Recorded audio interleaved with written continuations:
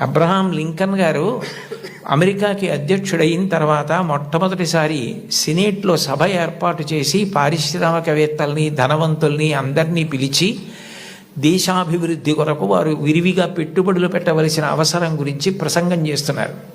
లోకంలో ఎప్పుడూ అసూయ, పక్షపాతం, సంకుచితత్వం ఇవి కూడా ఉంటాయి. వెలుగుతో పాటే చీకటి.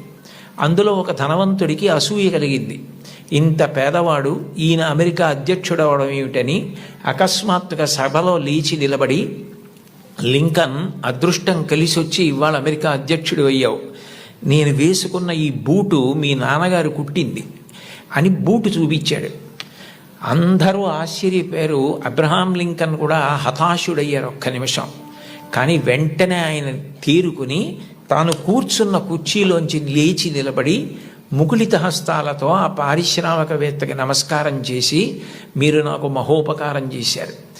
ఇంత కష్టపడి పెంచి మా నాన్నగారు పెద్ద చేసి ఉండకపోతే ఇవాళ నేను అమెరికా అధ్యక్షుడిని అయ్యేవాడిని కాను. నేనే స్మరించవలసింది మా నాన్నగారిని. నేను స్మరించకపోయినా మీరు గుర్తు చేశారు. నిజమే, మా నాన్నగారు బూట్లు కుట్టేవారు. నాకు కూడా నేర్పారు బూట్లు కుట్టడం, చెప్పులు కుట్టడం.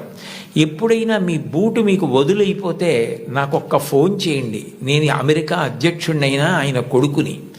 ఆయన కుట్టిన బూటుకి మరమ్మత్తు చేయడం నా అదృష్టంగా భావించి మీ ఇంటికి వచ్చి మరమ్మత్తు చేసి వెడతాను. అది నా తండ్రికి నేను ఇవ్వగలిగిన కితాబ్ అన్నారు.